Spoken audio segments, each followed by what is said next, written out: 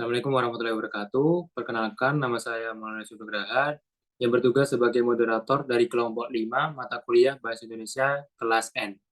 Kali ini kami akan membawakan materi yang berjudul proposal.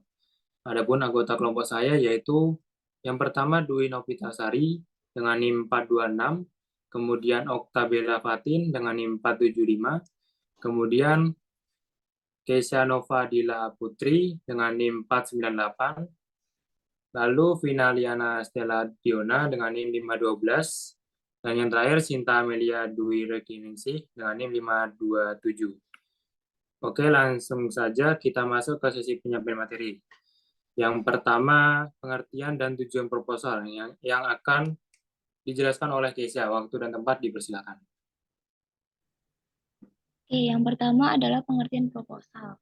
Secara umum, proposal adalah rencana kegiatan yang dituliskan dalam bentuk rancangan kerja yang akan dilaksanakan. Menurut Hasnun Anwar, proposal adalah rencana yang disusun untuk kegiatan tertentu.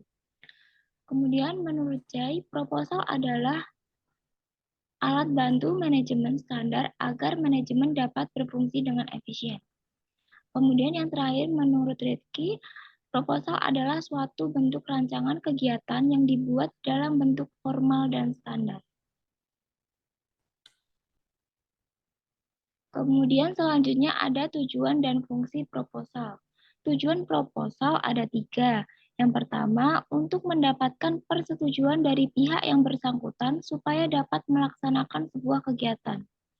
Yang kedua, apabila berkaitan dengan proposal proyek pemerintah, maka proposal bertujuan untuk melakukan tender atau lelang pada proyek-proyek tertentu. Kemudian, untuk mendapatkan penawaran kerja sesama bisnis apabila berkaitan dengan proposal bisnis. Lanjut ke fungsi proposal. Fungsi proposal ada 5. Yang pertama, dapat digunakan untuk pengajuan kerjasama bisnis kepada perusahaan sasaran. Yang kedua, dapat digunakan untuk mengadakan acara tertentu, misal pelatihan, seminar, perlombaan, dan lain-lain. Yang ketiga, dapat digunakan untuk melaksanakan penelitian ilmiah. Yang keempat, dapat dilaksanakan untuk pengajuan mendirikan suatu usaha. Dan yang terakhir, dapat digunakan untuk pelelangan suatu proyek atau barang. Sekian saya kembalikan ke moderator. Oke. Selanjutnya, sistematika proposal yang akan disampaikan oleh Vina. Sistematika proposal. Yang pertama, latar belakang. Pada latar belakang itu berisikan tentang keadaan, kejadian, dan hal-hal yang melatar belakangi pelaksanaan kegiatan ataupun penelitian tersebut. Yang kedua, yaitu masalah dan tujuan. Di dalam proposal, kegiatan, ataupun proposal penelitian, perlu disebutkan permasalahan serta tujuan proposal tersebut secara spesifik. Selanjutnya, ruang lingkup kegiatan. Dalam merumuskan proposal kegiatan, kita harus menjelaskan mengenai batasannya. Yang keempat yaitu kerangka teoritis. Di dalam sebuah proposal kegiatan ataupun proposal penelitian, harus ada teori ataupun hasil penelitian yang sebelumnya sudah pernah dilakukan dan berkaitan dengan masalah yang ada di dalam proposal tersebut. Yang kelima yaitu metode. Di bagian metode harus membahas tentang bagaimana metode penelitian itu akan dilakukan, termasuk juga teknik pengumpulan data, validasi data, analisis data, dan lain sebagainya. Yang keenam yaitu pelaksana kegiatan. Di bagian pelaksana kegiatan ini harus ditulis atau dicantumkan daftar personalia ataupun pelaksana kegiatan dan dilengkapi dengan pendidikan ataupun keahlian mereka. Yang ketujuh yaitu fasilitas. Untuk beberapa pihak terdapat fasilitas di dalam proses kegiatannya yang akan bisa lebih menekankan pada biaya. Yang kedelapan yaitu keuntungan dan kerugian. Keberadaan bagian dari keberuntungan dan juga kerugian dalam sebuah proposal kegiatan ataupun penelitian bisa berguna untuk meyakinkan si penerima usul tentang dana yang dikeluarkan nanti tidak sia-sia dengan apa yang akan didapatkan. Yang kesembilan yaitu lama waktu kegiatan.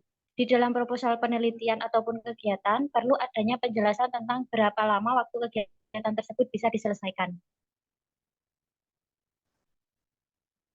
Yang ke-10 yaitu jadwal kegiatan. Jadwal kegiatan mengatur tentang pembagian waktu berdasarkan rencana kegiatan yang sedang dilaksanakan. Selanjutnya yang ke-11 yaitu anggaran dana. Rincian dari anggaran dana yang akan digunakan harus benar-benar disusun secara baik dan benar, supaya si penerima usul bisa yakin untuk menyetujui proposal yang kamu buat. Isi dari rincian dana umumnya berupa upah, biaya umum, alat perlengkapan, dan lain sebagainya. Yang terakhir yaitu daftar pustaka. Di bagian daftar pustaka yang ada di sebuah proposal ini tergolong opsional. Jadi tidak semua proposal perlu mencantumkan daftar pustaka. Sekian dari saya kembalikan kepada moderator. Oke. Selanjutnya jenis proposal yang akan disampaikan oleh Dwi. Jenis proposal. Jenis proposal itu ada dua. Yang pertama berdasarkan tujuan dan yang kedua berdasarkan format. Berdasarkan tujuan itu ada 4, yaitu proposal penelitian, proposal kegiatan, proposal bisnis, dan proposal proyek. Sedangkan berdasarkan format itu ada 3. Yang pertama proposal formal, yang kedua proposal non formal, dan yang ketiga proposal semi formal. Sekian dari saya kembalikan ke moderator. Oke. Selanjutnya perbedaan proposal dan makalah yang akan disampaikan oleh Sinta. Baik, terima kasih. Perbedaan proposal dan makalah. Dari segi tujuan, makalah bertujuan untuk menyampaikan hasil penelitian, kajian pustaka, review, atau opini tentang suatu topik yang sedang dibahas. Sementara itu, proposal bertujuan untuk merencanakan dan mengajukan suatu penelitian kepada lembaga atau penyandang dana untuk mendapatkan persetujuan dan pendanaan. Dari segi isi, makalah berisi hasil penelitian atau kajian pustaka yang telah dilakukan, sedangkan proposal berisi perencanaan penelitian termasuk latar belakang, rumusan masalah, tujuan, metodologi, dan jadwal pelaksanaan. Dari segi penulis, makalah biasanya ditulis oleh individu atau kelompok yang telah melakukan penelitian atau kajian pustaka. Sementara itu, proposal penelitian biasanya ditulis oleh mahasiswa sebagai tugas akhir atau skripsi, atau juga bisa dilakukan oleh dosen atau peneliti yang ingin mendapatkan persetujuan dan pendanaan untuk penelitian mereka. Selanjutnya dari segi struktur, makalah umumnya memiliki struktur yang terdiri dari judul, kata pengantar, daftar isi, daftar gambar, dan tabel jika ada, pendahuluan, pembahasan, penutup, lampiran jika ada, dan juga ada daftar pustaka. Proposal penelitian memiliki struktur yang terdiri dari judul, latar belakang, rumusan masalah, tujuan, metodologi, jadwal pelaksanaan, dan daftar pustaka. Nah, yang terakhir dari segi penggunaan, makalah digunakan untuk menyampaikan hasil penelitian atau kajian pustaka kepada pembaca yang tertarik dengan topik yang dibahas. Sementara itu, proposal digunakan untuk mengajukan rencana penelitian kepada lembaga atau penyandang dana untuk mendapatkan persetujuan dan pendanaan. Sekian dari saya kembalikan ke moderator. Oke, yang terakhir ada contoh proposal yang akan disampaikan oleh Okta. Di sini ada beberapa contoh proposal. Yang pertama, proposal penelitian dengan judul pengembangan media pembelajaran mata kuliah Geografi Sosial berbasis e-book. Yang kedua, ada contoh proposal kegiatan dengan judul dalam rangka memeriahkan HUT RI ke-74 dan dirangkai dengan semarak Info Densel tahun 2019.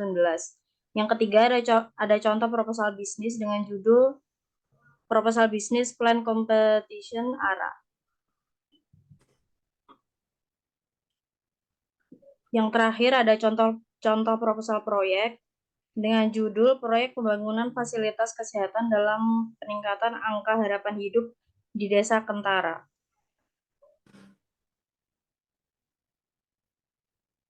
Oke, sekian presentasi dari kami. Saya selaku moderator mohon maaf apabila ada salah kata. Terima kasih. Wassalamualaikum warahmatullahi wabarakatuh.